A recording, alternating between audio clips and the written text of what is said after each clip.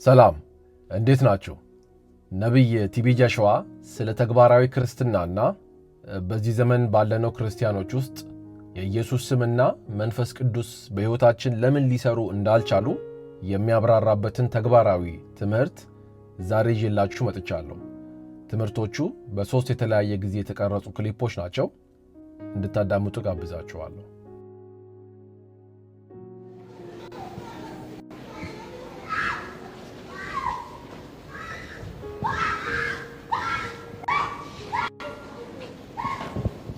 Watch your screen.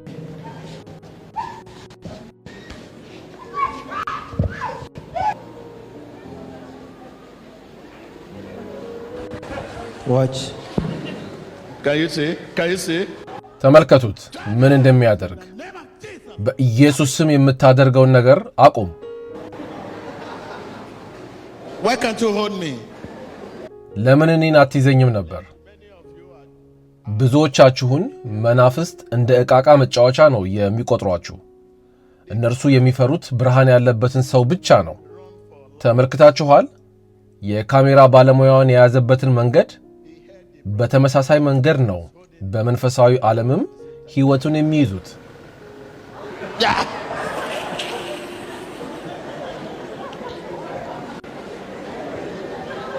I think this is a test of faith. አሁን እምነታችን የሚፈተንበት ሰዓት ነው። እኔ እምነት አለኝ በፍጹም አይዘኝም የምትሉ እስቲ ኑና ፊቱ ቁሙ። ይሄው ናና ፊቱ ሄደ ቁም።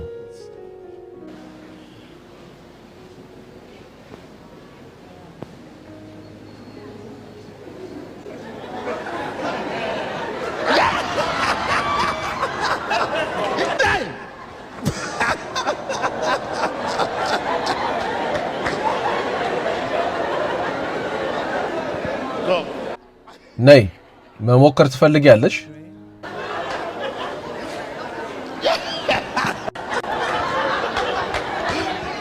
A mí no me tocas en el nombre de Cristo. በኢየሱስ ስም አዝሃለሁ። በኢየሱስ ስም እከለክልሃለሁ። A mí no me tocas. በኢየሱስ ስም Let me play.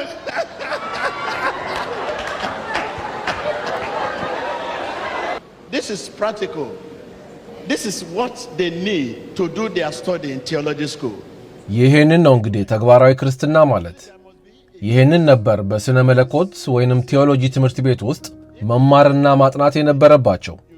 እያንዳንዳችሁ በፊቱ መታችሁ ብትቆሙ መንፈሳዊ ዓለም ላይ ያላችሁን ደረጃችሁን ታውቁ ነበር። እሺ ፊቱ መቆም ትፈልጊያለሽ? ነይ ወደዚህ። አሁን በፊቱ ስትቆሚ በኢየሱስ ስም ብለሽ ተገዳደሪው። የናንተ ትልቁ ችግር በመንፈስ አይደላችሁም። ቅድም እዚህ ቆማ የነበረችው እህታችን ራሱ ዝም ብላ ነው በኢየሱስ ስም እያለች ስትጮህ የነበረው። በመንፈስ የሆነን ጸሎት ሳይሆን ስትጸልይ የነበረው ባዶ ቃላትን ነበር ስትደጋግም የነበረው። አጠገባችሁ ላለው ሰው እንዲህ በሉት፣ ጸሎት መጸለይ ማለት ባዶ ቃላትን መደጋገም ማለት አይደለም በሉት። In the name of Jesus Christ, I'm covered by the blood of Jesus. In the name በኢየሱስ of ክርስቶስ Jesus ስም Christ, ራሴን I'm በኢየሱስ covered ደም by the ሸፍኛለሁ። blood of Jesus. በኢየሱስ ክርስቶስ ስም In the name of ራሴን Jesus በኢየሱስ Christ, ደም I am ሸፍኛለሁ። covered by the blood of በኢየሱስ Jesus. ክርስቶስ ስም ራሴን In the በኢየሱስ name of ደም Jesus ሸፍኛለሁ። Christ, I am በኢየሱስ covered by ክርስቶስ the ስም blood of Jesus. ራሴን በኢየሱስ ደም ሸፍኛለሁ። In the name of Jesus በኢየሱስ Christ, ክርስቶስ I ስም am covered by the ራሴን blood of በኢየሱስ Jesus. ደም ሸፍኛለሁ። In the name of Jesus Christ, I am covered by the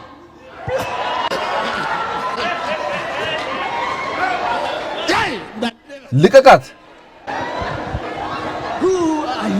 blood of God. አንቺ ማነሽ? እኔ የእግዚአብሔር ሴት ነኝ። Okay. ነይ አብረሽኝ ቁሚ። በኢየሱስ ስም Can you see what I'm talking about? Can you see? Huh? ታያላችሁ። ስነግራችሁ የነበረው ይሄንን ነው። አሁን ለምን አይነካትም? ተግባራዊ የክርስትና ልምምድ እያሳየዋችሁ እኮ ነው። He's asking her, who are you? እሷ በኢየሱስ ስም ስትለው እሱ መልሶ አንቺ ማነሽ ብሎ ጠየቃት። ይሄ መናፍስቶች በመሰረታዊነት የሚጠይቁት ጥያቄ ነው። በመንፈሳዊ ዓለም ላይ ያለውን ማንነታችሁን ማወቅ ይፈልጋሉ። እዚህ መሃል አገልጋይ ወይንም ፓስተር የሆነ አለ? የቤተ ክርስቲያን አገልጋይ የሆነ ፓስተር ካለ ወደዚህ ይምጣ። ይሄ ተግባራዊ የክርስትና ትምህርት ነው። Give me mic. In the name of Jesus. በኢየሱስ ስም፣ በኢየሱስ ክርስቶስ ስም፣ በኃያሉ ጌታ በኢየሱስ ክርስቶስ ስም፣ in the mighty name of Jesus Christ. በኢየሱስ ስም፣ in the name of Jesus Christ. በኢየሱስ ስም፣ in the name of Jesus Christ. ልቀቀኝ በኢየሱስ ስም፣ ውጣ ውጣ በኢየሱስ ስም፣ ተው አንተ በኢየሱስ ስም ልብሱን ልቀቅ። Praying is not saying words. አያችሁ፣ ጸሎት መጸለይ ማለት ባዶ ቃላትን መደጋገም ማለት አይደለም። ኃይል ከናንተ የሚወጣው በመንፈስ የሆነን ጸሎት ስትጸልዩ እንጂ ፍሬ የሌላቸውን ባዶ ቃላትን ስትደጋግሙ አይደለም። እዚህ ያላችሁት በጠቅላላ ተሰባስባችሁ እዚህ ብትመጡና መንፈሱን እንዲወጣ ብታዙት በመንፈስ ያልሆነ ባዶ ቃላትን የምትደጋግሙ ከሆነ ሁላችሁንም ነው ዘሎ የሚይዛችሁ። ምክንያቱም እሱ በመንፈስ ስለሆነ። ይህንን አይነት ተግባራዊ ትምህርትን ነበር በስነ መለኮት ትምህርት ቤቶች ውስጥ መማር የነበረባችሁ። In the mighty name of Jesus Christ. በኃያሉ በኢየሱስ ክርስቶስ ስም ነፃነትህን አውጃለሁ። አንተ ክፉ መንፈስ ለቀህ ውጣ። አሁን ነፃ ሰው ነህ። You are free. Watch your screen.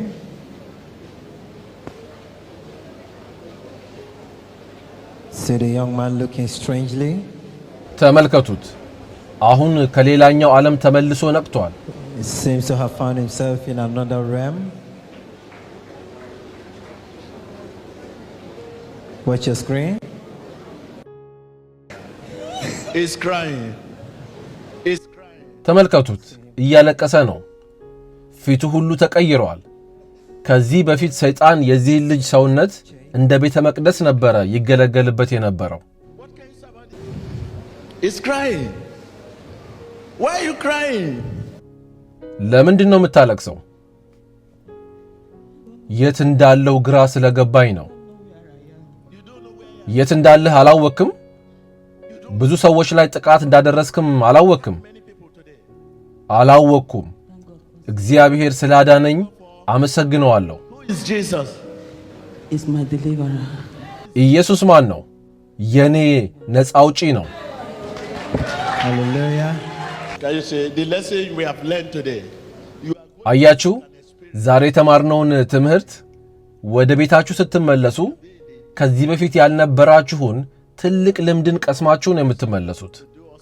በእምነትና በመንፈስ ካልሆነ በስተቀር በስሜትና በባዶ ቃላት መንፈሳዊ ነገሮችን መስራት እንደማይቻል አይታችኋል። ተነሳ። ይህ ልጅ አሁን ወደዚህኛው ዓለም ተመልሷል። ቅድም ግን መንፈሳዊ ዓለም ውስጥ ሆኖ ነበር ያንን ሁሉ ሲያደርግ የነበረው። አሁን ነፃ ወጥተሃል።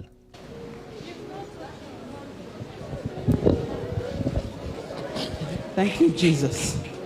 Thank you. ጌታ ኢየሱስ አመሰግንሃለሁ። You are free. ጌታ ኢየሱስ አመሰግንሃለሁ። ነፃ ሰው ነኝ በኢየሱስ ስም። I'm free in Jesus. Rush there. Let me show you the role of spirit and the role of word. ነይ ወደዚህ። መንፈሳዊ ነገሮችን ስንፈጽም የመንፈስንና የቃልን ድርሻ ላሳያችሁ። አጎቴና ወደዚህ። መንፈሳዊ ነገሮችን ለመፈጸም የመንፈስንና የቃልን ድርሻን ላሳያችሁ። አሁን አንቺ ለዚህ ወንድማችን ልትጸልይለት ነው እንበል። ይሄ ሰው ከባድ ራስ ምታት አለብኝ ብሎ ጸሎት ፈልጎ ነው በፊትሽ የቆመው እንበል። ለመጸለይ ግዴታ ሰውየው ጋር መሄድ የለብሽም። አያችሁ፣ እዚህ ጋር ቆሜ እጄ አይደርስም። አጠገቡ ደርሼ ራሱ እጄን ብጭንበት ይሄ ተፈጥሯዊ እጃችን የጌታን ሥራ ሊሰራ አይችልም። ይሄ እጅ በመጀመሪያ በመንፈስ ቅዱስ መቀባት አለበት። ከዛም እጃችሁ የጦር መሳሪያችሁ ይሆናል። The hand become a weapon.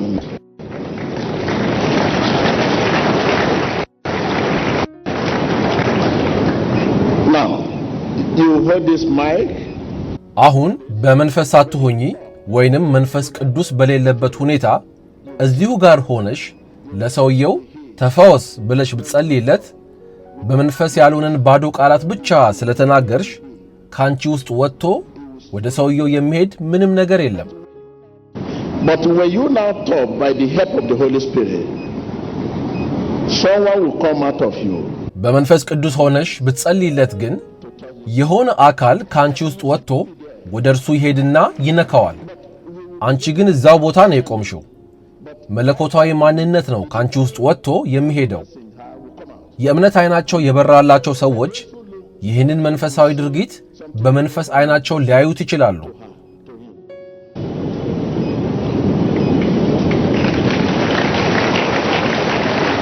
This is why if the eyes of your faith is not open, የመንፈስ አይናችሁ ካልበራላችሁ ግን የምትሰሙት ተፈወስ ብላ በአንደበቷ የተናገረችውን ድምጽ ብቻ ነው። በአይናችሁ የምታዩትም እሷንና እሱን ብቻ ነው። መንፈሳዊውን ድርጊት ግን ማየት አትችሉም። ይሄ ሰውዬ ተፈወስኩኝ እግዚአብሔር ይመስገን እያለ ሲጮህ ስትሰሙ እንዴት ሊፈወስ ቻለ? ሄዳ እኮ አልነካችሁም፣ ዝም ብላ ከሩቁ ቆማ ነው ተፈወስ ያለችው ትላላችሁ። ነገር ግን የመንፈስ ወይንም የእምነት አይናችሁ የበራ ከሆነ ግን እሷ እዚህ ቆማ ተፈወስ ብላ ስትናገር ከሷ ውስጥ የሆነ መንፈስ ወጥቶ ሰውየው ጋር ሄዶ ህመሙን ሲያነሳለት ታያላችሁ። ይሄ አካል ከሷ ውስጥ ወጥቶ በእሳት መልክ ሄዶ የሰውየውን የታመመ አካሉን ይፈውሰዋል፣ አዲስም ያደርገዋል። ይህንን ነው እንግዲህ የትንሣኤው ኃይል የምንለው። resurrected this man. That is resurrection power. Me, you, the moment you talk, ይህም ማለት አንቺ ከተናገርሽ በኋላ ልክ እንደ ሞተ ሰው ድርሻ የለሽም። የሆነ ህይወት ያለው ነገር ካንቺ ውስጥ ይወጣና ሄዶ ይፈውሰዋል። Are you with me? Okay. Now I'm here now. You will talk. That the help of Holy Ghost. እስቲ አሁን በመንፈስ ቅዱስ ኃይል ጸልይለት። Healed in Jesus' name. በኢየሱስ ክርስቶስ ስም ተፈወስ።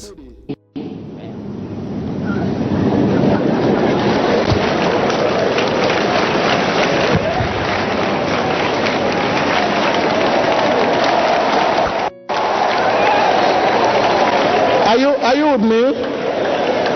Now once again, I know the world are watching.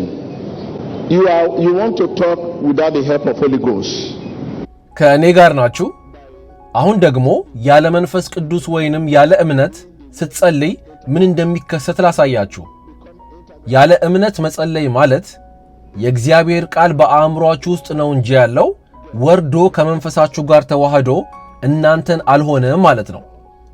የእግዚአብሔር ቃል ከመንፈሳችሁ ጋር ሲዋሃድ እምነትን ይፈጥራል፣ በእግዚአብሔር ኃይልም ትሞላላችሁ። ነገር ግን የእግዚአብሔርን ቃል ለትውስታ ለወሬና ለስብከት ብቻ ብለሽ በአእምሮሽ ብቻ ካስቀመጥሽው ወርዶ ከመንፈስሽ ጋር ካልተዋሃደ እምነት የተባለውን መንፈሳዊ ኃይልን ሊፈጥር አይችልም። ከዛም በኢየሱስ ስም ተፈወስ ብትዩ ምንም የሚፈጠር ነገር የለም። እስቲ አሁን ያለ መንፈስ ቅዱስና ያለ እምነት ጸልይለት። Be healed in Jesus' name. በኢየሱስ ስም ተፈወስ። አያችሁ፣ ምንም እንቅስቃሴ የለም። ምክንያቱም በእምነት የሆነ ጸሎት አይደለም። በእምነት ለመጸለይ ቃሉን ማንበብ ከዛም በመታዘዝ ሕይወትና በማሰላሰል ወይንም በሜዲቴሽን ቃሉን ከአእምሮአችን ወደ መንፈሳችን ገብቶ ሊዋሃደን ይገባል። ቃሉ ከኛ ጋር ሲዋሃድ ብቻ ነው የእግዚአብሔርን ሥራ ልንሰራ የምንችለው። አእምሮአችን ላይ ብቻ የተቀመጠ ቃል ግን ምንም ነገር ሊፈይድ አይችልም። አሁን በእግዚአብሔር እርዳታ በእምነት ጸልይለት እስቲ። በኢየሱስ ስም ተፈወስ። Because it's going It's not the one that is healing. እሷ ሳትሆን እሷ ውስጥ የነበረው ነው ፈዋሹ። ይሄ የትንሣኤው ኃይል ይሄድና እሱ ሕይወት ላይ ያለውን በሽታን በእሳቱ ጠራርጎ ከበላው በኋላ ተመልሶ እሷ ውስጥ መኖሩን ይቀጥላል። ይህንን ለማድረግ ሰከንድ አይፈጅበትም። ልክ መብራት ስታበሩ ወዲያው ብርት እንደሚለው ይሄ ከዛም በላይ ፈጣን ነው፣ መለኮታዊ ነው። ይህንን ድርጊቱን እንዳይፈጽም በመሃል ምንም ነገር ሊያቆመው አይችልም። በጣም ፈጣንና በጣም ኃይለኛ ነው። በተናገራችሁበት ሰዓት ነው እሱ ራሱ የሚጀምረውም የሚጨርሰውም። ተቀመጡ። አመሰግናለሁ። Is where first is spirit. መንፈሱና ቃሉ እንዴት አብረው እንደሚሰሩ ላሳያችሁ። Stand here. Here. ና ወንድሜ እዚህ ጋር ወደ እኔ ዞራችሁ ቁሙ። ይሄ የመጀመሪያው ሰው የእግዚአብሔር ቃል ነው።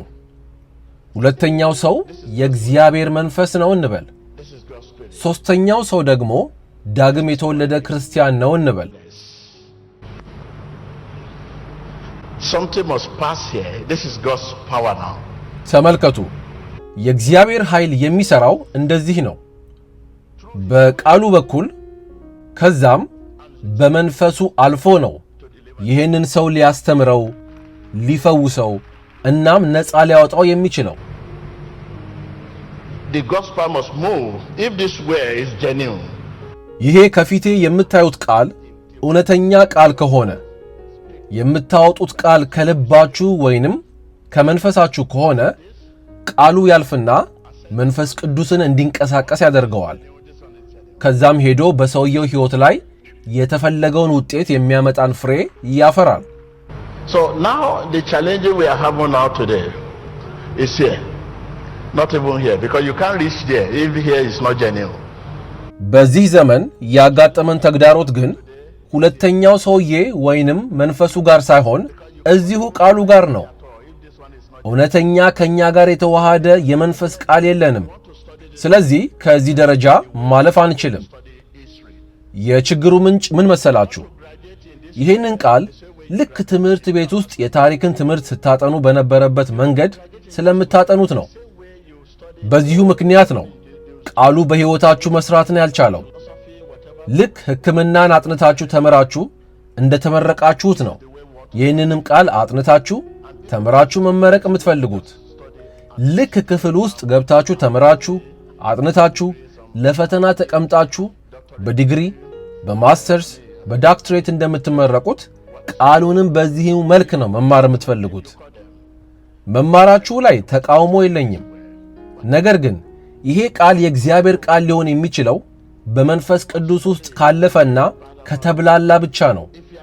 ይሄ ቃል በመንፈስ ቅዱስ ኃይል ከመንፈሳችን ጋር ተዋህዶ አንድ ካልሆነና አእምሮአችን ላይ ብቻ ከቀረ መንፈሳዊ ፍሬን ልታፈሩ አትችሉም። For the word to be integral part, it must not only be memorized, it must be received by our heart. ቃሉ ከመንፈሳችሁ ጋር እንዲዋሃድና ውጤትን እንዲያመጣ ከፈለግን ለማስታወስና በአእምሮአችን ለመያዝ ብቻ ብለን ሳይሆን ማጥናት ያለብን ቃሉን በጥሞናና በማሰላሰል ቃሉን ሜዲቴት በማድረግ ከመንፈሳችን ጋር ልናዋሃደው ይገባል። የብዙዎቻችን ችግር መነሻው ይሄ ነው። ብዙዎቻችን ትልቁ ጭንቀታችን ቃሉን አጣፍጠን መናገር፣ ቃሉን ከዘፍጥረት እስከ ራእይ ያለውን ለማስታወስ ማንበብ፣ ስለ ቃሉ ትንታኔ መስጠት ወዘተ ነው እንጂ ቃሉን ከመንፈሳችን ጋር ለማዋሃድ አይደለም የምናነበው ወይንም የምናጠናው። The Bible we have today, if you put them different Bible together up to 10, 9 of this publisher of this book, they are not Christians, they are philosophers. ዛሬ ላይ ከምናነባቸው የመጽሐፍ ቅዱስ ቅጂዎች ምናልባትም ከ10 ውስጥ 9ኙን ተርጉሞ ያቀረቡልን ሰዎች ክርስቲያኖች ላይሆኑ ይችላሉ። እንዲሁ አንብበው አጥንተው ነው ከዛም ተርጉሞ ለኛ ያቀረቡልን። መጽሐፍ ቅዱስን አንብበው በመተርጎም ችሎታቸው ተርጉሞ ስላሳተሙ ክርስቲያኖች ናቸው ማለት አይደለም። ልክ እንደዚሁ እኛም ቃሉን ስላነበብነው ብቻ ሳይሆን ከመንፈሳችን ጋር ስላዋሃድነው ነው ውጤትን ሊያመጣልን የሚችለው። Because once you pass through here and here, you begin to act for God, act with Him, engage in His project. ቃሉን ከራሳችሁ ጋር በማዋሃድ ወደ ቀጣዩ ደረጃ ከደረሳችሁ ግን ከእግዚአብሔር ጋር አብሮ ሰራተኞች ትሆናላችሁ። እርሱ በሚሰጣችሁ ፕሮጀክቶች ላይ ትሳተፋላችሁ። እሱ ብዙ ፕሮጀክቶች አሉት። አንዱ ፈውስ ነው፣ ሌላኛው ነፃ መውጣት ነው፣ ሌላኛው ትምህርት ነው፣ ሌላኛው ትንቢት ነው ወዘተ። ይሄ የእናንተ ፕሮጀክት ሳይሆን የእግዚአብሔር ፕሮጀክት ነው። እናንተ ግን ተወክላችሁ ነው የምትሰሩት። አመሰግናለሁ። ተቀመጡ። Thank you very much. Thank you. This is God. Power. We want to demonstrate how this power flow. እሷ እግዚአብሔር ናት እንበል። እሱ ደግሞ ቃሉ ነው። እግዚአብሔር በቃሉ አልፎ ከዛም ይህች ሴት መንፈስ ቅዱስን ትወክላለች። በመንፈሱ አልፎ ይሄንን ሰው አዲስ ፍጥረት ያደርገዋል። ፈውስም ከፈለገ ይፈውሰዋል። If any of this is missing, let's say this spirit, ከእነዚህ ውስጥ ግን አንዱ ቢጎድል እንበልና መንፈሱ የለም እንበል። አንቺ መንፈሱን ስለወከልሽ ዘወር በይ። አሁን እግዚአብሔር በቃሉ አልፎ የታለ መንፈስ ቅዱስ? አሁን የለም። ስለዚህ ምንም ማድረግ አይችልም። this is the life we live today all over the world. ይሄንን ይመስላል እንግዲህ የዘመኑ ክርስትና መንፈስ ቅዱስ የሌለበት። ሰዎች እንደዚህ ይላሉ፣ አስራቴን አስገባለሁ፣ የቤተ ክርስቲያን አባል ነኝ፣ አሜን በሉ ሲሉ እላለሁ፣ ዘምሩ ሲባል ዘምራለሁ፣ ነገር ግን ሕይወቴ ላይ ምንም ለውጥ የለም ይላሉ። ምንም እንኳን ቃሉ እዚህ ቢኖርም መንፈሱ እስከሌለ ድረስ ግን ምንም ለውጥ ሊመጣ አይችልም። ነፃ መውጣት፣ ፈውስ፣ ትንቢት፣ በረከት፣ ዳግም ውልደት ያለ መንፈስ ቅዱስ የማይታሰብ ነገር ነው። ቃሉን ከመንፈሳችን ጋር የማዋሃድ ልምምዳችንን ልናሳድግ ይገባል። አመሰግናለሁ።